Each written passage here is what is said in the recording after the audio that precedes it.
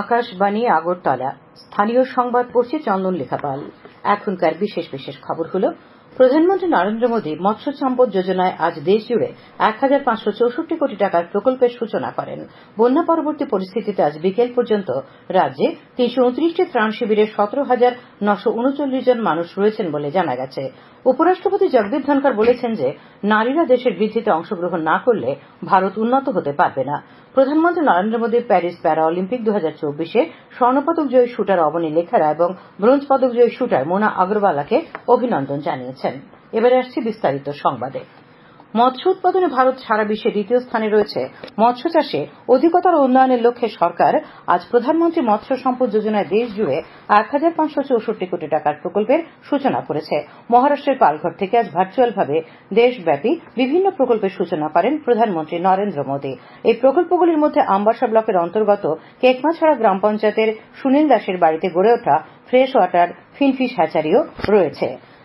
সুনীল দাস জানিয়েছেন, এই হ্যাচারি তৈরি করতে মোট ব্যয়ের ২৫ লক্ষ টাকার মধ্যে সরকার ১৫ লক্ষ টাকা দিয়েছে। শ্রী দাস আশা প্রকাশ করেন যে, এখান থেকে উৎপাদিত রেণু বাজারজাত করে তিনি লাভবান হবেন এবং এই হ্যাচারিতে অনেকের কর্মসংস্থানেরও সুযোগ তৈরি হবে। আজ সুনীল দাসের বাসভবনে মৎস্য দপ্তরের উদ্যোগে এই অনুষ্ঠান সরাসরি সম্প্রচার করা হয়, যেখানে প্রধানমন্ত্রী ভার্চুয়ালভাবে এই প্রকল্পের সূচনা করেন। অনুষ্ঠানে বিএসএর চেয়ারম্যান পরিমল দেববর্মা, আমবাসা পঞ্চায়েত সমিতির চেয়ারপারসন হেমালী দেববর্মা প্রমুখ উপস্থিত ছিলেন। এদিকে প্রধানমন্ত্রী আজ সিপাহীজলা জেলার পশ্চিম নলছড়েও প্রধানমন্ত্রী মৎস্য সম্পদ যোজনায় ভর্তুকিতে গড়ে ওঠা বসুন্ধরা নামে একটি মৎস্য হ্যাচারির ভার্চুয়ালভাবে উদ্বোধন করেন। কেন্দ্রীয় সরকারের এই প্রকল্পটির সুবিধা পেয়ে হ্যাচারির কর্ণধার মাধবী ভৌমিক দাস প্রধানমন্ত্রীকে ধন্যবাদ জানিয়েছেন। তিনিও ১৫ লক্ষ টাকার সরকারি সহায়তা পেয়েছেন। বন্যা পরবর্তী পরিস্থিতিতে আজ বিকেল পর্যন্ত রাজ্যে ৩২৯টি ত্রাণ শিবিরে ১৭,৯৩৯ জন মানুষ রয়েছেন বলে জানা গেছে। জেলা প্রশাসনের পক্ষ থেকে তাদের প্রয়োজনীয় খাদ্য, পানীয় জল এবং স্বাস্থ্য সহায়তা প্রদান করা হচ্ছে। ত্রাণ শিবিরগুলিতে পরিষ্কার পরিচ্ছন্নতা বজায় রাখা এবং জলবাহিত রোগ যাতে না হয় তার জন্য প্রয়োজনীয় ব্যবস্থা নেওয়া হচ্ছে। আজ সচিবালয়ে সাংবাদিক সম্মেলনে রাজস্ব দপ্তরের সচিব ব্রিজেশ পাণ্ডে খবর জানিয়ে বলেন, সাম্প্রতিক বন্যার পর আজ প্রথমবার সোনামুড়ায় গোমতী নদীর জলস্তর বন্যাস্তর থেকে নিচে নেমে এসেছে। রাজস্ব সচিব জানান, বন্যার পরে রাজ্যের ৪,৭৩৪টি বিদ্যালয়ের মধ্যে ৪,৫৯০টি বিদ্যালয় খোলা হয়েছে। ধলাই জেলা, সিপাহীজলা জেলা, গোমতী এবং দক্ষিণ ত্রিপুরা জেলার ১৪৪টি বিদ্যালয় এখনো খোলা যায়নি। তাছাড়া গতকাল থেকে রাজ্যের ৯,২৭৮টি অঙ্গনওয়াড়ি কেন্দ্র চালু করা হয়েছে। বন্ধ থাকা বাকি ৯৩৬টি অঙ্গনওয়াড়ি কেন্দ্রের শিশুদের বাড়ি বাড়ি রেশন পৌঁছে দেওয়া হচ্ছে। তিনি আরও জানান, গত ২৭শে আগস্ট থেকে কলেজগুলিতে একাডেমিক কর্মসূচি পুনরায় শুরু হয়েছে। তিনি জানিয়েছেন, ত্রিপুরা বিশ্ববিদ্যালয় স্নাতক কোর্সের চলতি সেমিস্টার পরীক্ষার দিনক্ষণ পুনর্নির্ধারণ করতে বলা হয়েছে। সাংবাদিক সম্মেলনে উপস্থিত ছিলেন রাজস্ব দপ্তরের অতিরিক্ত সচিব সুমিত লোধ, বিপর্যয় ব্যবস্থাপনা দপ্তরের স্টেট প্রজেক্ট অফিসার শরৎ কুমার দাস। স্বরাষ্ট্র মন্ত্রকের যুগ্ম সচিব বিসি যোশীর নেতৃত্বে কেন্দ্রীয় আন্তঃমন্ত্রণালয়ের প্রতিনিধি দল আজ সিপাহীজলা জেলার সোনামুড়া ও বিশালগড় মহকুমার বেশ কিছু ক্ষতিগ্রস্ত এলাকা পরিদর্শন করেন। তারা আজ মোহনভোগ ব্লকের কামরাঙ্গাতুলি এলাকায় বন্যায় ক্ষতিগ্রস্ত স্টিল ফুটব্রিজ, মেলাঘর চক, তেলকাজলা, ঘ্রাণতুলি প্রভৃতি এলাকায় যান। সোনামুড়া দ্বাদশ শ্রেণী বালিকা বিদ্যালয়ের ত্রাণ শিবিরে গিয়ে প্রতিনিধিরা শরণার্থীদের সঙ্গে কথা বলেন। তারা বেজিমারায় মৎস্যচাষী ও কৃষকদের ক্ষয়ক্ষতি পর্যবেক্ষণ করেন। সোনামুড়া মহকুমার থলিবাড়ি ও বিশালগড় মহকুমার গজারিয়ায় বন্যা বিধ্বস্ত এলাকাগুলিও প্রতিনিধিরা পরিদর্শন করেন। তাদের সঙ্গে ছিলেন রাজস্ব দপ্তরের অতিরিক্ত সচিব তমাল মজুমদার, সিপাহীজলা জেলার অতিরিক্ত জেলা শাসক জয়ন্ত দে, মহকুমা শাসক অরূপ দেব, অতিরিক্ত মহকুমা শাসক মহেন্দ্র কাম্বে চাকমা সহ বিভিন্ন দপ্তরের আধিকারিকরা। কেন্দ্রীয় স্বরাষ্ট্র মন্ত্রকের যুগ্ম সচিব বিসি যোশীর নেতৃত্বাধীন প্রতিনিধি দল আজ দক্ষিণ জেলার শান্তিরবাজার মহকুমার গাদ্দাং পঞ্চায়েতের অশ্বিনী ত্রিপুরা পাড়া পরিদর্শন করেন। কেন্দ্রীয় অর্থমন্ত্রকের উপ অধিকর্তা মহেশ কুমারের নেতৃত্বে আন্তঃমন্ত্রকের এক প্রতিনিধি দল আজ খোয়াই জেলায় বন্যায় ক্ষতিগ্রস্ত বিভিন্ন এলাকা পরিদর্শন করেন। প্রতিনিধি দলে অন্যান্যদের মধ্যে ছিলেন সড়ক পরিবহন মন্ত্রকের সুপারিনটেন্ডেন্ট প্রদীপ কুমার মিনা এবং জলশক্তি মন্ত্রকের অধিকর্তা শশাঙ্ক ভূষণ। আজ সকালে প্রতিনিধি দলটি খোয়াই ব্লকের পশ্চিম সোনাতলার অন্তর্গত জামিরা গ্রামে ক্ষয়ক্ষতি পর্যবেক্ষণের পর স্থানীয় জনগণ ও কৃষকদের সঙ্গে কথা বলেন। খোয়াই নদীর আশপাশ অঞ্চলগুলি তারা ঘুরে দেখেন। প্রতিনিধি দলটি চেবড়ি গ্রাম পঞ্চায়েতের বেশ কয়েকটি পুকুর, কল্যাণপুর ব্লক এলাকার কমলনগর গ্রাম পঞ্চায়েতের ক্ষতিগ্রস্ত কৃষি জমিগুলি পরিদর্শন করেন। দক্ষিণ ঘিলাতুলি গ্রাম পঞ্চায়েতের রতিয়া, কল্যাণপুরের চা বাগান এবং ঘিলাতুলি বাজারের ক্ষতিগ্রস্ত স্টিল ব্রিজ পরিদর্শন করেন প্রতিনিধিরা। আধিকারিকরা। বঙ্গিয়াকামী ব্লক এলাকায় তারা ক্ষতিগ্রস্ত জাতীয় সড়কের 41 মাইল এবং 47 মাইল এলাকা পরিদর্শন করেন। পরিদর্শন শেষে কেন্দ্রীয় অর্থমন্ত্রকের উপঅধিকর্তা মহেশ কুমার সাংবাদিকদের জানান, খোয়াই জেলা সহ রাজ্যের বিভিন্ন স্থানে আন্তঃমন্ত্রক প্রতিনিধিরা বন্যা বিধ্বস্ত এলাকাগুলি পরিদর্শন করেছেন এবং ক্ষয়ক্ষতি সম্পর্কে অবহিত হয়েছেন। এই ক্ষয়ক্ষতি সম্পর্কে তারা রাজ্য সরকার এবং কেন্দ্রীয় সরকারের কাছে রিপোর্ট দাখিল করবেন। প্রতিনিধিদের সঙ্গে ছিলেন খোয়াই জেলার জেলাশাসক চাঁদনী চন্দ্রন, অতিরিক্ত জেলাশাসক, খোয়াই ও তেলিয়ামুড়ার মহকুমা শাসক এবং রাজ্য সরকারের বিভিন্ন দপ্তরের পদস্থ আধিকারিকরা। খবর প্রচারিত হচ্ছে আকাশবাণীর আগরতলা কেন্দ্র থেকে। উপরাষ্ট্রপতি জগদীপ ধনখড় বলেছেন যে নারীরা দেশের বৃদ্ধিতে অংশগ্রহণ না করলে ভারত উন্নত দেশ হতে পারবে না। তিনি আজ দিল্লি বিশ্ববিদ্যালয়ের ভারতী কলেজে বিকশিত ভারতে মহিলাদের ভূমিকা শীর্ষক একটি অনুষ্ঠানে ভাষণ দিচ্ছিলেন। শ্রী ধনখড় বলেন যে বিকশিত ভারত তৈরিতে মহিলারা সবচাইতে গুরুত্বপূর্ণ অংশীদার। উপরাষ্ট্রপতি মহিলাদের নেতৃত্বে ক্ষমতায়নের উপরও গুরুত্ব আরোপ করেন। কলকাতার ধর্ষণ ও খুনের ঘটনায় বেদনা প্রকাশ করে তিনি বলেন, যেখানে নারী ও মেয়েরা নিরাপদ বোধ করে না, সেই সমাজ সভ্য সমাজ নয়। বন্যা দুর্গতদের সহায়তার জন্য রাজ্যপাল ইন্দ্রসেনা রেড্ডি নাল্লু তাঁর 1 মাসের বেতন মুখ্যমন্ত্রীর ত্রাণ তহবিলে দান করেছেন। রাজ্যপালের পক্ষে সচিব উত্তম কুমার চাকমা আজ এই অর্থরাশি মুখ্যমন্ত্রীর হাতে তুলে দেন।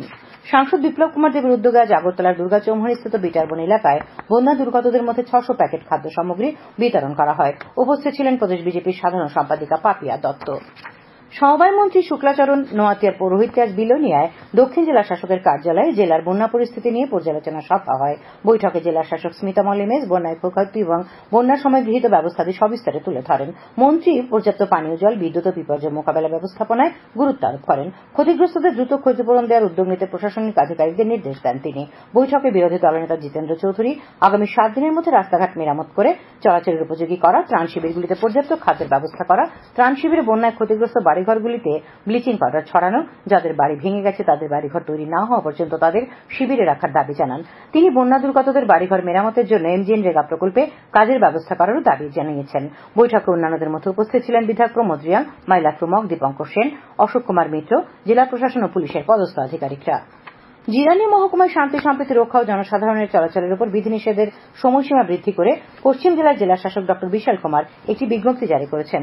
বিজ্ঞপ্তি অনুযায়ী 163 নম্বর ধারায় জনসাধারণের চলাচলের উপর বিধিনিষেধের সময়সীমা আগামীকাল অর্থাৎ 31 আগস্ট রাত 1টা থেকে আগামী 2রা সেপ্টেম্বর রাত 1টা পর্যন্ত বলবৎ থাকবে। আদেশ অমান্যকারীদের বিরুদ্ধে শাস্তিমূলক ব্যবস্থা গ্রহণ করা হবে। শান্তিরবাজার বিলোনিয়া উদয়পুরের গর্জি এলাকায় রেল লাইনের সংস্কারের কাজ শেষ না হওয়ায় আজ এবং আগামীকাল আগরতলা ও সাব্রুমের মধ্যে সমস্ত ডেমো ট্রেন বাতিল করা হয়েছে। তাছাড়া কাঞ্চনজঙ্ঘা এক্সপ্রেসটি আগামীকাল সাব্রুমের পরিবর্তে আগরতলা থেকে শিয়ালদহের উদ্দেশ্যে যাত্রা করবে বলে এনএফ রেলওয়ে সূত্রে জানানো হয়েছে। বাম সাংসদ তথা সারা ভারত কৃষক সভার সহসভাপতি অমরারাম ত্রিপুরার বন্যাকে রাষ্ট্রীয় বিপর্যয় হিসেবে ঘোষণা করার জন্য কেন্দ্রীয় সরকারের প্রতি আবেদন জানিয়েছেন। তিনি কৃষি প্রধান সোনামুড়া মহকুমার নলছৌ, ইন্দিরানগর, বড়নারায়ণ, বেজিমারা প্রভৃতি এলাকা পরিদর্শন করেন। তিনি বন্যায় ক্ষতিগ্রস্ত কৃষক ও সাধারণ মানুষের সঙ্গে কথা বলে জানান, সমস্ত কৃষি জমির ক্ষয়ক্ষতি যথাযথভাবে নিরূপণের জন্য কেন্দ্রীয় সরকারের কাছে তিনি অনুরোধ জানিয়েছেন। বন্যা বিধ্বস্ত এলাকাগুলি পরিদর্শনকালে তার সঙ্গে ছিলেন সংগঠনের সর্বভারতীয় কোষাধ্যক্ষ পি কৃষ্ণপ্রসাদ, সারা ভারত কৃষক সভার রাজ্য সম্পাদক পবিত্র কর সহ অন্যান্য নেতৃবৃন্দ। পেনশনভোগীদের জন্য সরকার আজ একটি একক সরলীকৃত পেনশন আবেদন ফর্ম ও ইএইচএসআরএমএস এর সঙ্গে ভবিষ্যৎ ডিজিটাল সংযুক্তি ব্যবস্থা চালু করেছেন। কর্মী, জন অভিযোগ ও পেনশন মন্ত্রকের প্রতিমন্ত্রী ড জিতেন্দ্র সিং নতুন দিল্লিতে এই উদ্যোগগুলি ভিডিও কনফারেন্সের মাধ্যমে চালু করেন। অনুষ্ঠানে ড সিং বলেন, সরকার জীবনযাত্রা সহজ করতে প্রতিশ্রুতিবদ্ধ। তিনি বলেন, একক সরলীকৃত পেনশনের আবেদনপত্র এবং ইএইচআরএমএস এর ভবিষ্যৎ ডিজিটাল ইন্টিগ্রেশন পেনশনভোগীদের জন্য প্রক্রিয়াটিকে সহজ করবে। কর্মী প্রশিক্ষণ বিভাগের সচিব বিবেক যোশী মানব সম্পদ ব্যবস্থাপনাকে উন্নত করার জন্য এই উদ্যোগগুলিকে একটি গুরুত্বপূর্ণ মাইলফলক বলে অভিহিত করেছেন। প্রধানমন্ত্রী নরেন্দ্র মোদী আগামীকাল বিকেলে ভিডিও কনফারেন্সের মাধ্যমে 3টি বন্দে ভারত ট্রেনের যাত্রার সূচনা করবেন। মেক ইন ইন্ডিয়া এবং আত্মনির্ভর ভারতের দৃষ্টিভঙ্গিতে তৈরি অত্যাধুনিক বন্দে ভারত এক্সপ্রেসগুলি মিরাট, লখনৌ, মাদুরাই, বেঙ্গালুরু এবং চেন্নাই নাগেরকোয়েল রুটে সংযোগ উন্নত করবে। প্রধানমন্ত্রী আগামীকাল সকালে নতুন দিল্লির ভারত মণ্ডপমে জেলা বিচার বিভাগের জাতীয় সম্মেলনের উদ্বোধন করবেন। অনুষ্ঠানে প্রধানমন্ত্রী সুপ্রিম কোর্ট প্রতিষ্ঠার 75 বছর পূর্তি উপলক্ষে একটি ডাক টিকিট এবং একটি মুদ্রার উন্মোচন করবেন। ত্রিপুরা মধ্যশিক্ষা পর্ষদের সভাপতি ধনঞ্জয় গণচৌধুরী আজ বছর বাঁচাও পরীক্ষার ফলাফল ঘোষণা করেছেন। এই বছর উচ্চ মাধ্যমিকে বছর বাঁচাও পরীক্ষায় বসেছিল 3817 জন, তার মধ্যে পাশ করেছে 3345 জন। বছর বাঁচাও মাধ্যমিক পরীক্ষায় বসেছিল 2764 জন, পাশ করেছে 1888 জন। প্রধানমন্ত্রী নরেন্দ্র মোদী প্যারিস প্যারাঅলিম্পিক 2024-এ মহিলাদের 8 ও 10 মিটার এয়ার রাইফেল SH-1 ইভেন্টে স্বর্ণপদক জয় করায় ভারতীয় শুটার অবনী লেখারাকে অভিনন্দন জানিয়েছেন। সামাজিক মাধ্যমে প্রধানমন্ত্রী বলেছেন, 3টি প্যারাঅলিম্পিক পদক জিতে ভারতীয় মহিলা অ্যাথলেট ইতিহাস তৈরি করেছেন। প্রধানমন্ত্রী এছাড়াও মহিলাদের 8 ও 10 মিটার এয়ার রাইফেল SH-1 ইভেন্টে ব্রোঞ্জ পদক জেতার জন্য ভারতীয় শুটার মোনা আগরওয়ালকে অভিনন্দন জানিয়েছেন। শ্রী মোদী বলেন যে এই অসাধারণ কৃতিত্ব তার উৎসর্গ এবং শ্রেষ্ঠত্বের সন্ধানকে প্রতিফলিত করে এবং ভারতের জন্য গর্বিত। এদিকে মুখ্যমন্ত্রী অধ্যাপক ড মানিক সাহাও শুটার অবনী লেখার এবং শুটার মোনা আগরওয়ালকে অভিনন্দন জানিয়েছেন। ত্রিপুরা ফুটবল অ্যাসোসিয়েশন পরিচালিত চন্দ্রস্মৃতি ঘরোয়া প্রথম ডিভিশন লীগ ফুটবল প্রতিযোগিতার আজকের খেলাটি ড্র হয়েছে। উমাকান্ত মিনি স্টেডিয়ামে বিকেলে রামকৃষ্ণ ক্লাব ও ফরওয়ার্ড ক্লাবের খেলা গোলশূন্যভাবে শেষ হয়, ফলে উভয় দল 1 পয়েন্ট করে পায়। শেষ করার আগে খবরের বিশেষ অংশগুলি আর একবার। প্রধানমন্ত্রী নরেন্দ্র মোদী মৎস্য সম্পদ যোজনায় আজ দেশ জুড়ে 1564 কোটি টাকার প্রকল্পের সূচনা করেন। বন্যা পরবর্তী পরিস্থিতিতে আজ বিকেল পর্যন্ত রাজ্যে 329টি ত্রাণ শিবিরে 17,939 জন মানুষ রয়েছেন বলে জানা গেছে। উপরাষ্ট্রপতি জগদীপ ধনখড় বলেছেন যে নারীরা দেশের বৃদ্ধিতে অংশগ্রহণ না করলে ভারত উন্নত হতে পারবে না। প্রধানমন্ত্রী নরেন্দ্র মোদী প্যারিস প্যারাঅলিম্পিক 2024-এ স্বর্ণপদক জয়ী শুটার অবনী লেখারা এবং ব্রোঞ্জ পদক জয়ী শুটার মোনা আগরওয়ালকে অভিনন্দন জানিয়েছেন। স্থানীয় সংবাদ আজকের মতো এখানেই শেষ হলো।